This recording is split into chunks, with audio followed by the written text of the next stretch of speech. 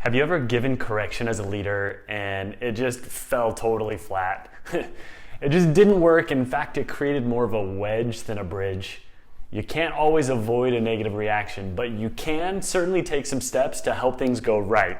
And in this video, I'm going to break down my top 10 tips for giving correction that's well received.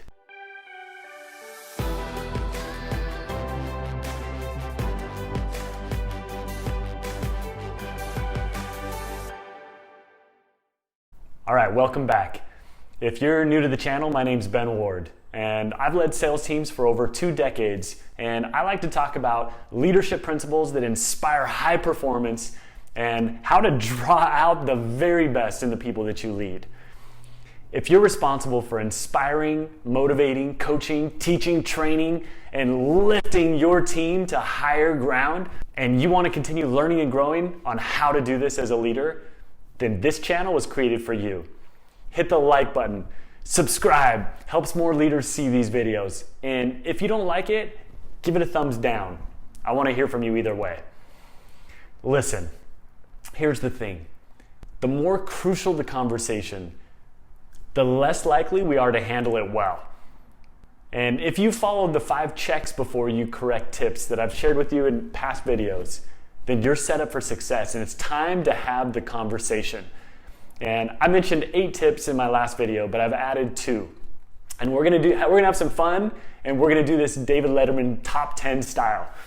All right, here's my top 10 tips for giving correction that's well received from the people that you lead. Number 10, asking this question: do I have your permission to challenge you?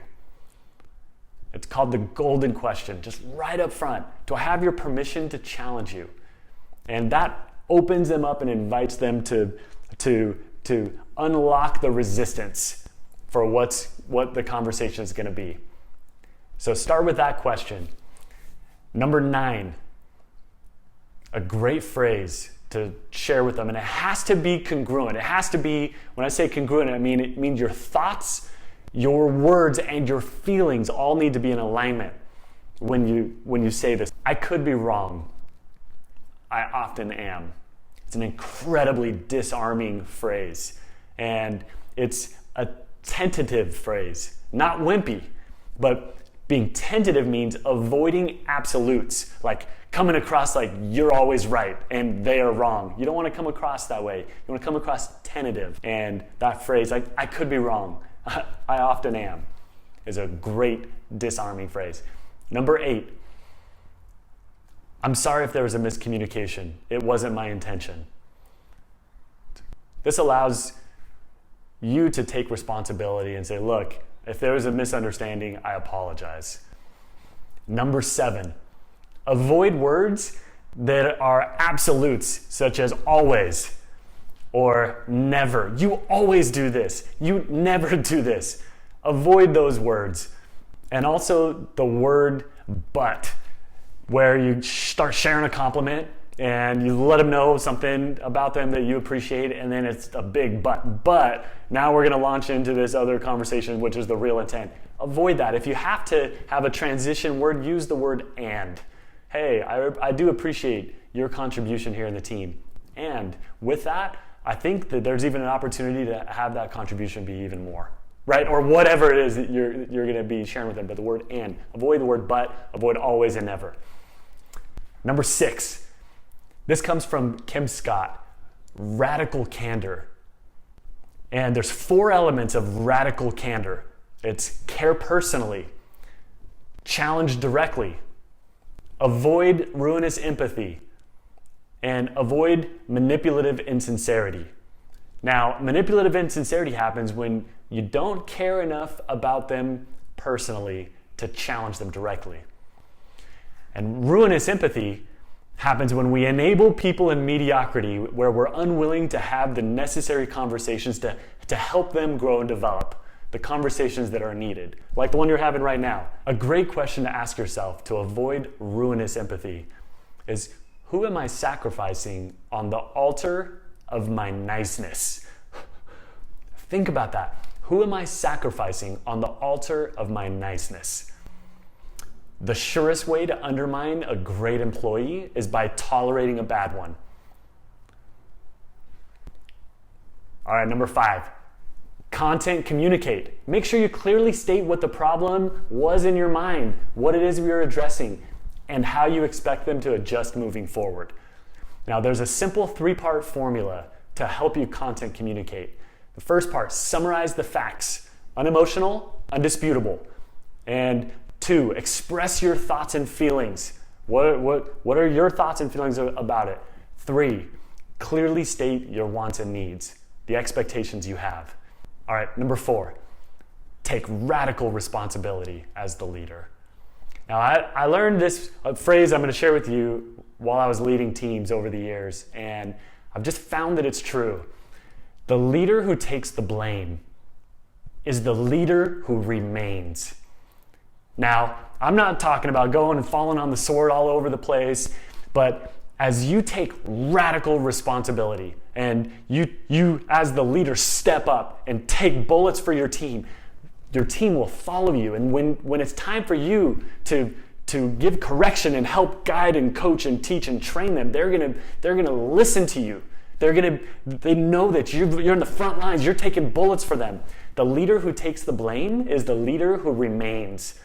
And you want to share just a simple example of how you as a leader can improve and how you can be better. Be very brief, just concise, but let them know in your conversation, hey, this is the area that I'm working on. I'm struggling with this. I'm trying to get... So it's not like you're the problem and I'm amazing and so listen to me. It's, hey, we need to fix this thing that's going wrong, but like, hey, look, we're all dealing with things. And so it's not a personally blaming thing, and by sharing a story of how you are trying to step up disarms them, and it helps the conversation go extremely right. It helps it go better, it helps them take that correction. 3, let them save face where appropriate. Take a bullet for them. And I've shared in a previous video about tea, and I'll insert this short story about tea right here. I'll never forget several years ago when I went undercover in one of our warehouses to see how the team culture was. I'd been assigned a trainer. His name was T. And here's a picture of T right here, who thought I was a brand new warehouse worker, that he was going to train for the day. He showed me the ropes and put me to work. An hour into the training, I was walking fast, turning a corner, holding my empty pallet behind me, and crashed it just super hard into a large plastic bin. It hit so hard, it made such a loud noise, it shattered everywhere, and 20 plus people came out and were like, what happened? I was demoralized. I was super embarrassed. But here's the thing, what happened next changed everything. T immediately jumped in and patted his chest. He said to everyone, my bad, that's on me, my fault. I didn't show him.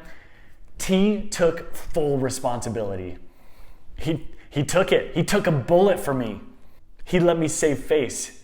Man, T was a leader to me. I would follow him. He's somebody that I respect and I trust because he jumped in the line of fire for me. Be that leader that takes a bullet for your people. Number 2, remember this is a human being that you're talking with. Treat him with respect. Just that simple. And the number 1 most important tip that I can give you to help correction go right, to help things go well, to help this conversation be effective for you and for the person that you're leading, is they need to know that you have their best interest at heart. If they feel like you genuinely care and have their best interest at heart, they will follow you. They will take that correction. They'll take it with honor, with like, hey, thanks for pointing out my deficiencies. It's like Lillian Gish, the movie star.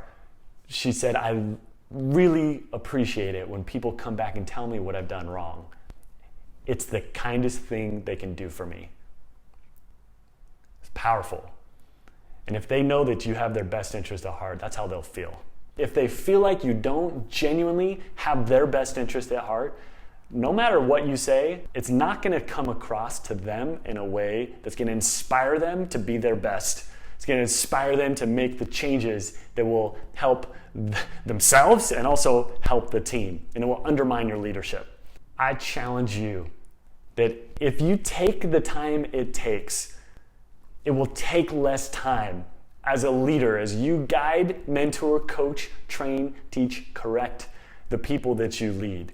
And if you want to go deeper with a tool to help you prevent conversations that go bad, download the checklist, the 5 checks before you correct.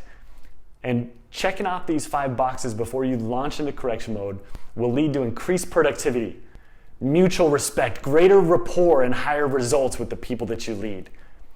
It's what I've used myself before having hard conversations with people I've led over the years. And trust me, you don't want to launch into correction mode as a leader without first making sure you've checked yourself in these 5 areas. This tool is linked in the description below, and I'll put it in the comments as well. It's my free gift to you. And I hope you found a ton of value in this video and had a little bit of fun with the Letterman Top 10. And with that, make it an incredible day. Hey, just for fun, I'm going to share. Normally I have this behind me. I'm in my home office here. This is the view that you normally see. And here's my office. This is where I write out my 4-pillar leadership blueprint, the training, the coaching, the 7 steps forward, my leadership model, the workshops that I've developed. This is where I'm going to put the, in fact, here's my 4-pillar leadership blueprint right here. Check that out. It's kind of fun. Well, I just want to give you a little window into my world. You're amazing. Thanks for watching.